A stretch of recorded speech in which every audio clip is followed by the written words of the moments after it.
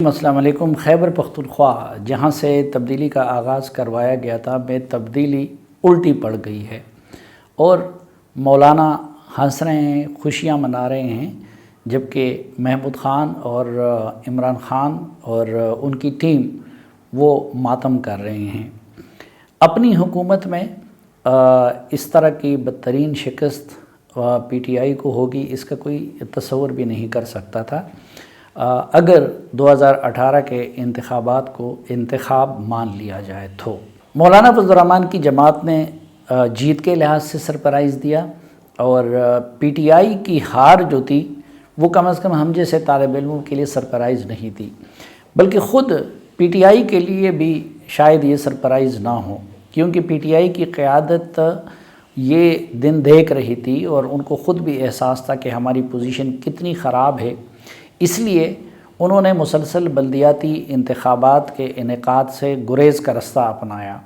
2019 میں ہونے تھے یہ انتخابات, لیکن پی ٹی آئی کی صوبائی حکومت اس کے لیے تیار نہیں ہوئی. اب جب عدالت کے حکم پہ ان کو انتخابات کروانے پڑے تو پھر صوبائی حکومت کا یہ اصرار رہا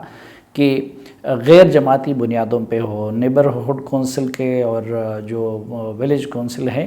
وہ غیر جماعتی بنیادوں پہ ہو. لیکن جماعت اسلامی وغیرہ اس کے خلاف عدالت میں پھر گئے اور جب پشاور ہائی کورٹ نے جماعتی بنیادوں پہ کرانے کا حکم دے دیا تو اس کے خلاف خیبر پختونخوا کی حکومت سپریم کورٹ میں آئی, لیکن سپریم کورٹ میں بھی ان کی سنوائی نہیں ہوئی. تو اس سے پتہ چلتا ہے کہ خود ان کو اپنی اس حالت کا اندازہ تھا. وجوہات کیا تھیں؟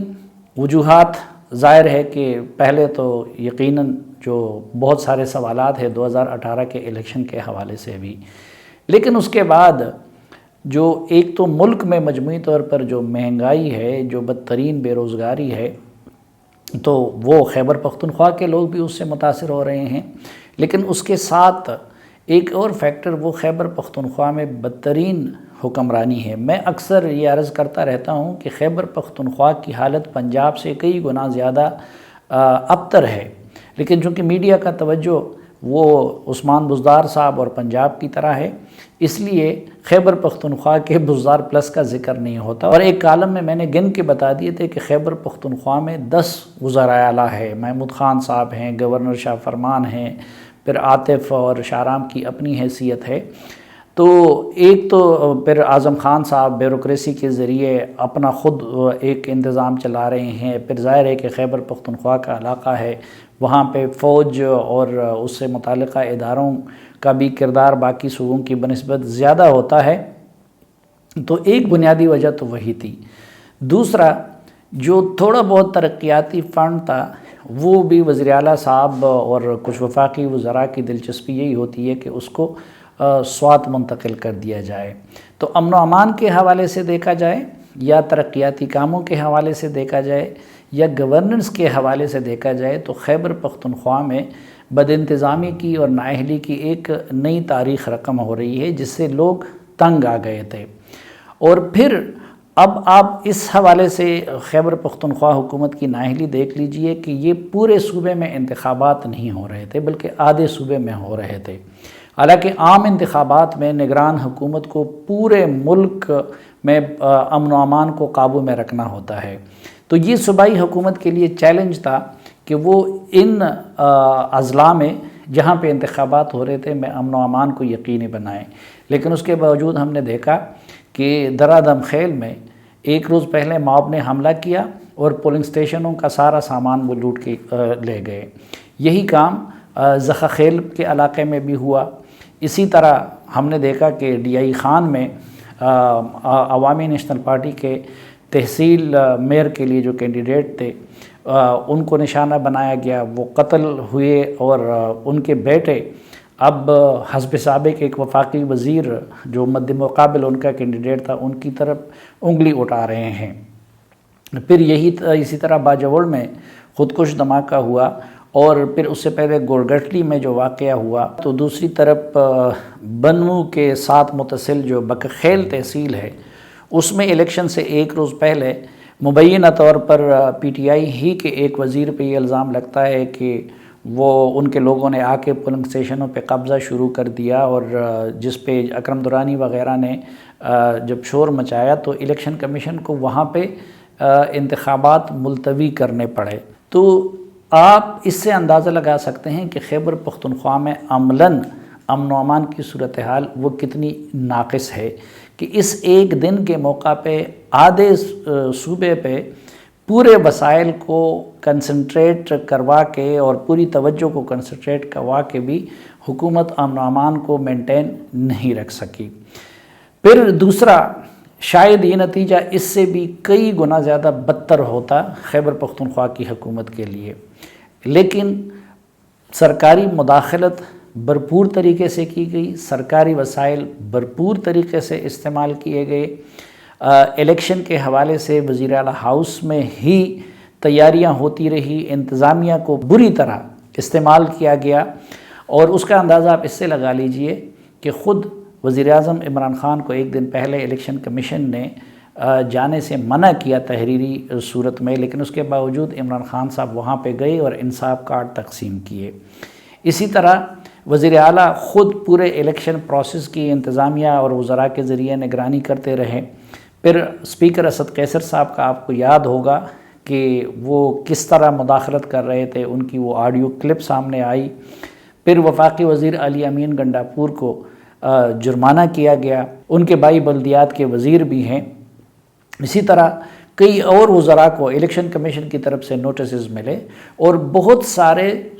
وزراء کے خلاف اور MNAs MPAs کے خلاف وہ جماعت اسلامی اور اس طرح کی دیگر جماعتیں انتخابی ضوابط کی خلاف ورزیاں کرنے کی بنیاد پہ عدالت میں جانے کا بھی ارادہ رکھتی ہیں، کیونکہ الیکشن کمیشن تو ظاہر ہے کہ صرف نوٹسز ہی دیتی رہی۔ تو اگر یہ سرکاری وسائل کا بھرپور اور بدترین استعمال نہ ہوتا تو پھر پی ٹی آئی کی پوزیشن اس سے بھی کئی گنا زیادہ بدتر ہوتی۔ اب جو بڑے دلچسپ نتائج سامنے آئے ہیں، ایک تو توقع تھی کہ جے یو آئی کم بیک کرے گی، عوامی نیشنل پارٹی کم بیک کرے گی، لیکن اتنے بڑے پیمانے پہ جے یو آئی کم بیک کرے گی یہ ایک سرپرائز تھا۔ اور دوسرا، عوامی نیشنل پارٹی نے کسی حد تک کم بیک کیا، لیکن خود جو ہوم ٹاؤن ہے اسفندیار ولی خان صاحب کا، وہاں پہ بری طرح شکست ہوئی عوامی نیشنل پارٹی کو، اور 3 تحصیلوں میں سے ایک تحصیل بھی عوامی نیشنل پارٹی نہ جیت سکی۔ اسی طرح حیرت انگیز طور پر خود جے یو آئی کی پرفارمنس بھی ڈی آئی خان میں کچھ زیادہ اچھی نہیں رہی، شاندار نہیں رہی۔ اور پھر ایک اور حیران کن نتیجہ وہ بنیر کا ہے، کیونکہ بنیر وہ ضلع تھا کہ جس میں پچھلے الیکشن میں بھی عوامی نیشنل پارٹی نے تبدیلی کی اس لہر اور اس ہوا اور اس مینجمنٹ میں بھی ایک سیٹ نکالی تھی سردار حسین بابک کی، جو کہ صوبائی جنرل سیکرٹری بھی ہیں، لیکن حیرت انگیز طور پر وہاں پہ پی ٹی آئی کو تینوں تحصیل میئر وہ پی ٹی آئی کے منتخب ہو گئے۔ لیکن اس میں ایک بڑا فیکٹر خود جو وہاں سے ایم این اے ہیں ان کا بھی ہے، ان کا شخصی ووٹ ہے، وہ جماعت اسلامی سے بھی ایم این اے بنے ہیں، شیرپاؤ صاحب کی ٹکٹ سے بھی ایم این اے بنے ہیں۔ لیکن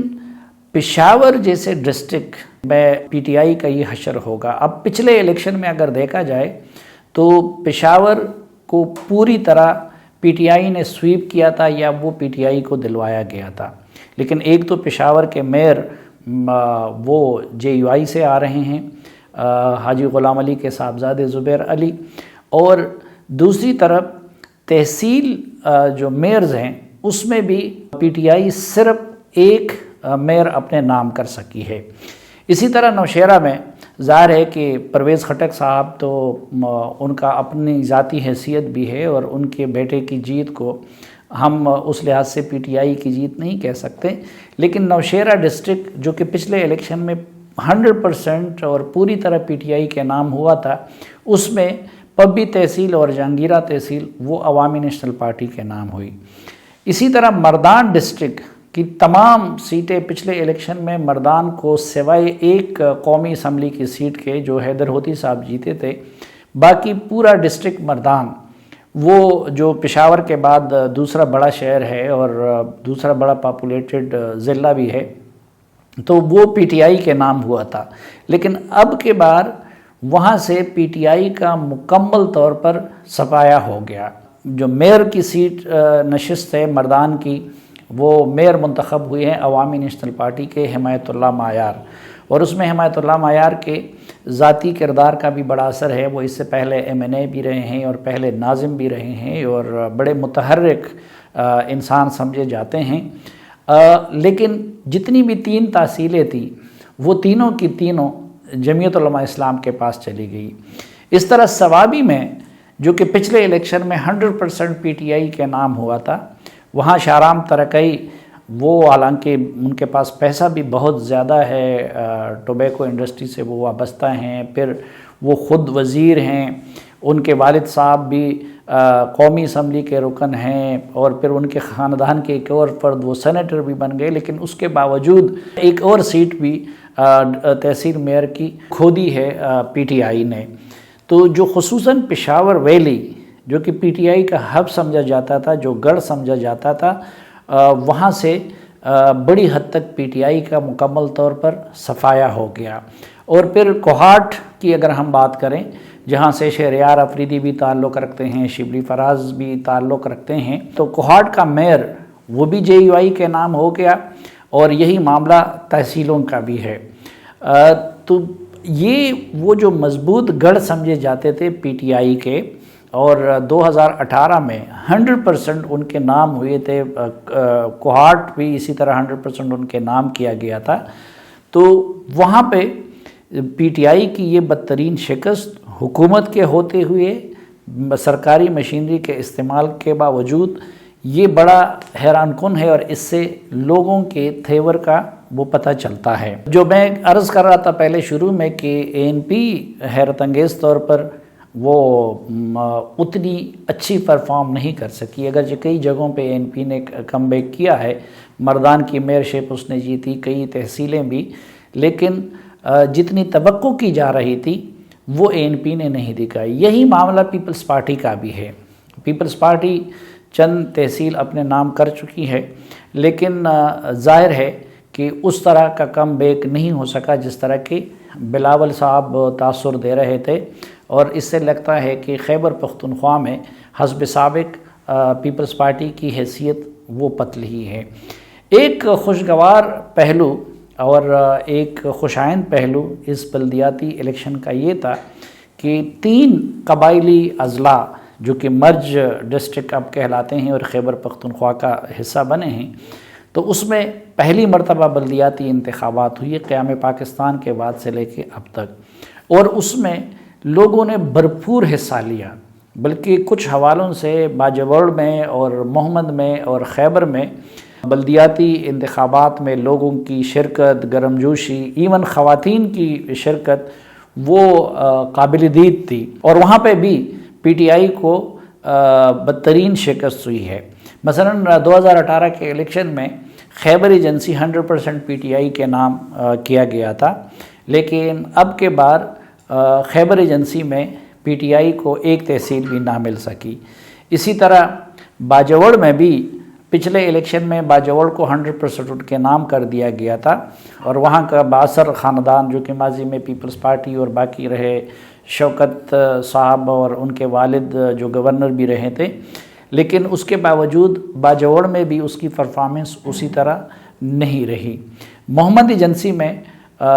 ایک سیٹ البتہ پی ٹی آئی جیت چکی ہے، لیکن مجموعی طور پر اگر ہم دیکھیں تو